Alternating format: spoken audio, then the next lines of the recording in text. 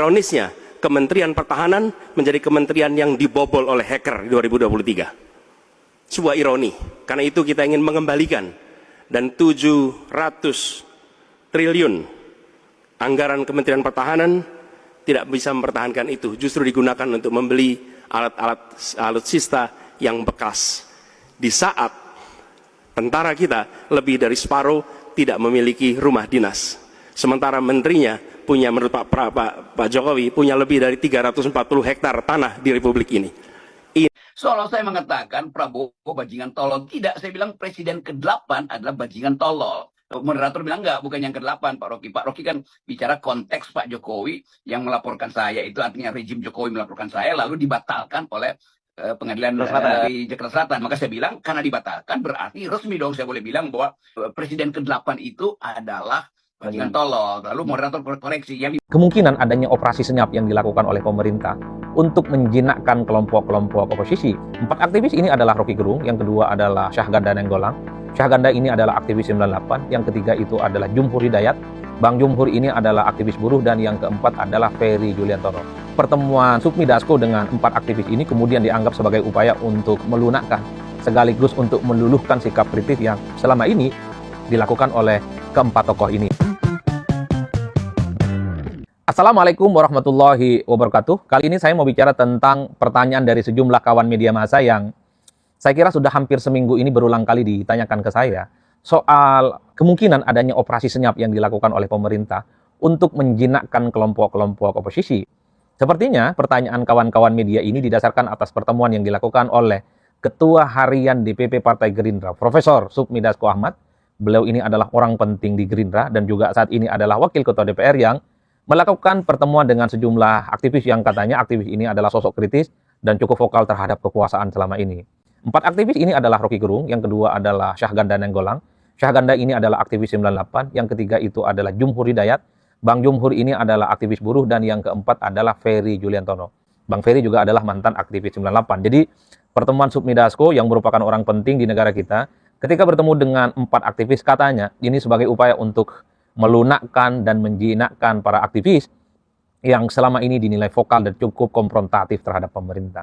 Jadi disitulah kemudian saya tertarik untuk membahasnya. Pertama, sebenarnya pertemuan kelompok-kelompok kritis, kelompok-kelompok oposisi yang selama ini berada di luar kekuasaan dengan pihak pemerintah itu perkara biasa.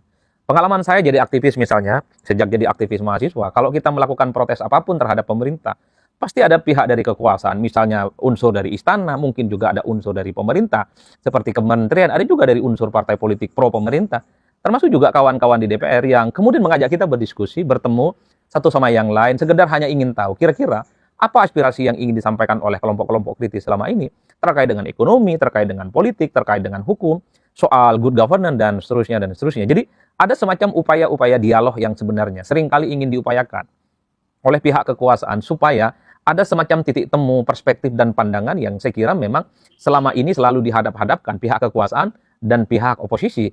Nah, tradisi semacam ini sepertinya pasca reformasi juga adalah perkara lumrah.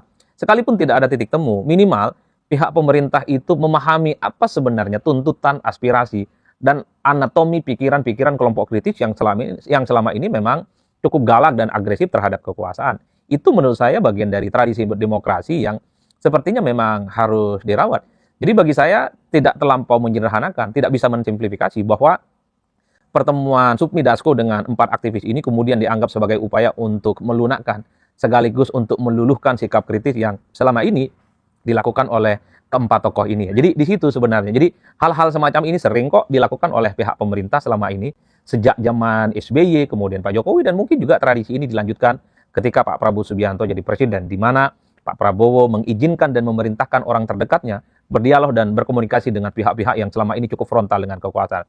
Itu adalah tradisi biasa. Sekali lagi, sekalipun tidak ada titik temu, minimal ada isu yang kemudian bisa ditangkap oleh pemerintah soal apa yang seringkali disampaikan oleh kelompok-kelompok kritis. Nah, yang kedua, ini juga perlu diuji. Memang kita juga tidak bisa menutup mata bahwa kekuasaan selama ini seringkali juga melakukan upaya-upaya pendekatan yang sifatnya soft, sifatnya persuasif terhadap kelompok aktivis, bisa kepada LSM, bisa kepada mahasiswa, ataupun kepada figur-figur kritis supaya mereka ini tidak lagi kritis kepada pemerintah. Supaya kelompok-kelompok yang selama ini berada di luar kekuasaan yang cukup vokal tidak lagi agresif menyerang pemerintah. Itu juga sering dilakukan. Ya tentu pemerintah ini kan punya pikiran bahwa kalau ada pihak yang kritis, pihak yang vokal, kemudian pihak yang konfrontatif terhadap kekuasaan, itu dikhawatirkan hanya akan menimbulkan gejolak politik. Ketika terjadi gejolak politik, maka itu tidak kondusif bagaimana prospek ekonomi yang di masa-masa yang akan datang terjadi di sebuah bangsa. Maka kalau begitu banyak protes, demonstrasi, resistensi, maka para investor itu datang ke Indonesia jadi takut. Para investor yang mau tanamkan uangnya di Indonesia katanya itu jadi takut. Termasuk juga ekonomi agak semakin rumit kalau tiap hari begitu banyak rongrongan-rongrongan dari pihak-pihak aktivis yang itu bisa menimbulkan gejolak dan instabilitas politik. Wajar kalau kemudian dari pihak-pihak kekuasaan mencoba untuk melakukan pendekatan-pendekatan yang sifatnya soft, lunak, dan persuasif, supaya pihak-pihak kritis, nah pihak kritis itu kan banyak, ada LSM, ada mahasiswa, kemudian juga ada gerakan civil society, dan sejumlah figur-figur tertentu. Itu juga sering dilakukan persuasi, supaya mereka itu menghentikan upaya-upaya kritis mereka dan kemudian memberikan dukungan kepada pemerintah. Tinggal kita uji, apakah 4 orang ini yang bertemu dengan Profesor Dr. Sufmi Dasko, iman politiknya goyang, iman politiknya berubah. Kalau kemudian iman politik 4 orang ini berubah, tidak lagi kritis, ya memang betul.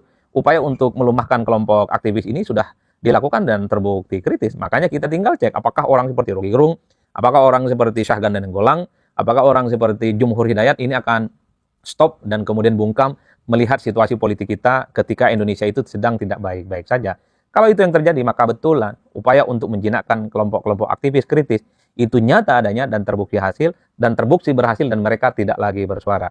Kalau Ferry Juliantono, bagi saya ini eksepsional karena beliau ini adalah, setahu saya, kader Gerindra dan saat ini adalah wakil menteri yang juga menjadi bagian dari kekuasaan. Yang perlu di-tracking adalah ketiga tokoh ini, Jumhur Hidayat tokoh buruh, kemudian Bang Syahganda Nainggolan, yang saya kira memang cukup bisa mengorganisir bagaimana resistensi dan pergolakan massa terhadap kekuasaan, dan termasuk juga adalah Bang Rocky Gerung, yang saya kira tokoh-tokoh vokal ini yang perlu di-tracking. Kalau memang ketiga orang ini tidak lagi kritis, ya memang operasi kekuasaan mungkin terbukti ampuh untuk melunakkan iman politik mereka terhadap pemerintah. Tapi yang ketiga, yang ingin saya katakan, kelompok-kelompok kritis ini bukan hanya 1, 2, atau 3 orang loh. Bukan hanya Rocky Gerung, bukan hanya Jumhur Hidayat, dan bukan hanya Syahganda Nainggolan.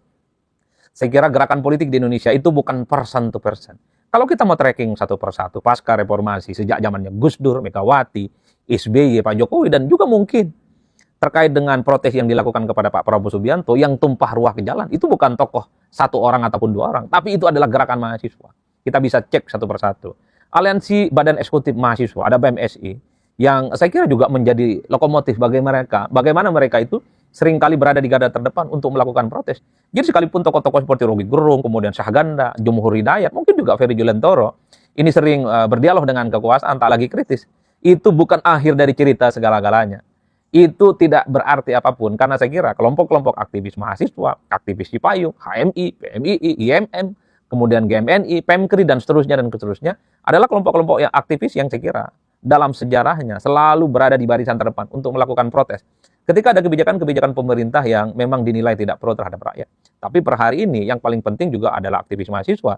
Badan Eksekutif Mahasiswa Seluruh Indonesia BMSI terbukti adalah gabungan dan asosiasi perkumpulan BEM yang saya kira ini teraliansi di seluruh Indonesia, berada di garda terdepan untuk selalu melakukan protes. Banyak sekali yang sudah mereka lakukan, terutama protes terhadap kebijakan-kebijakan pemerintah yang menurut saya dinilai tidak pro terhadap rakyat. Misalnya ketika kawan-kawan itu yang terbaru, misalnya kemarin menolak revisi Undang-Undang TNI, yang sebelumnya juga menolak terkait dengan revisi Undang-Undang Pilkada, sebelumnya juga menolak bagaimana terkait dengan putusan Mahkamah Konstitusi soal syarat pencalonan presiden dan wakil presiden. Itu siapa yang melakukan? Itu adalah aktivis, bukan mereka yang kemarin bertemu dengan pimpinan-pimpinan elit kekuasaan itu. Yang ingin saya katakan adalah, sekalipun ada tokoh-tokoh kunci seperti Rocky Gerung yang selama ini dinilai kritis, Syahganda Nainggolan yang dinilai kritis, Jumhur Hidayat yang selama ini kritis, bertemu dengan kekuasaan gitu ya. Itu bukan akhir dari segalanya dari kelompok-kelompok oposisi. Saya kira masih banyak anak-anak muda, entah itu dari Badan Eksekutif Mahasiswa, entah itu dari kelompok Cipayung, saya kira jiwa gelora dan aktivismenya itu akan selalu tampil ke muka untuk melakukan protes ketika ada kebijakan-kebijakan yang kemudian selalu dijadikan sebagai isu untuk melakukan protes-protes jalanan. Ini adalah jiwa-jiwa anak muda yang saya kira yang mereka perjuangkan itu bukan orang. Mereka gerakan politiknya bukan tertuju ataupun diorkestrasi oleh satu orang, tidak. Gerakan-gerakan politik anak muda seperti BEM dan aktivis-aktivis Cipayung ini adalah mereka itu berjuang atas nama nilai, atas nama isu, dan tentu saja berjuang atas nama moralitas. Jadi mereka nggak peduli mau senior mereka sudah bersama kekuasaan, mau menjadi bagian di dalam, mereka nggak peduli. Mahasiswa ini akan terus ke jalan. Mahasiswa ini akan selalu protes karena jiwa mereka melekat dengan sebuah protes dan perlawanan. Ketika kekuasaan dolim, ketika kekuasaan itu tidak berpihak kepada rakyat, maka disitulah kelompok-kelompok oposisi bersama anak muda dan mahasiswa akan selalu berada di garda terdepan. Saya ingin mengutip pepatah Arab misalnya, inna fi yadi syabbani amrul ummah wa fi aqdamikum hayatah, katanya hanya di tangan anak muda lah kemudian urusan-urusan kebangsaan itu akan kembali menjadi selesai. Jadi wajar kalau kemudian yang suka protes demo ke jalan bukan mereka yang sering nongkrong dengan elit-elit pemerintah, tapi yang sering demo ke jalanan itu adalah anak-anak muda yang mereka nggak peduli apakah aktivis-aktivis senior yang kritis itu sudah bertemu dengan pemerintah ataupun dengan yang lainnya. Karena bagi anak muda, karena bagi aktivis mahasiswa, yang mereka perjuangkan adalah nilai, value, yang mereka perjuangkan adalah nilai-nilai, yang mereka perjuangkan adalah moralitas, bukan berdasarkan orang per orang. Jadi yang ingin saya katakan adalah sekalipun ada senior-senior aktivis yang selama ini dinilai kritis, vokal, bersahabat dengan kekuasaan, tidak perlu galau, tidak perlu takut. Karena saya kira begitu banyak kelompok-kelompok aktivis, mahasiswa, LSM, bahkan media massa yang akan selalu menjadi kelompok kritis dan selalu akan menjadi pihak-pihak yang akan melakukan check and balances terhadap kekuasaan. Jadi saya selalu ingin mengatakan bahwa hilang satu tumbuh seribu. Kelompok-kelompok aktivis senior-senior Halo teman, berjumpa bersama saya di Politik Tangi. Benar apa yang dikatakan oleh Adi Praitno yang seolah-olah pemerintah ingin membungkam para kritikus.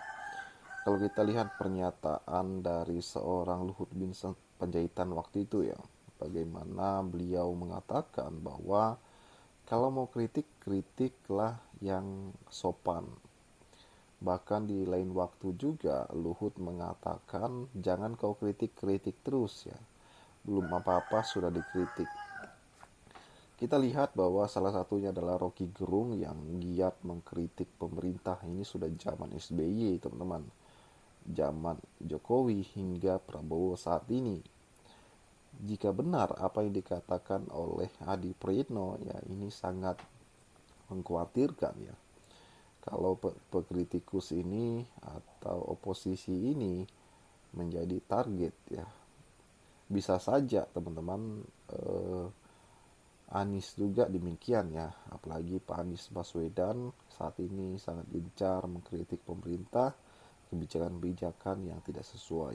Bagaimana menurut kalian?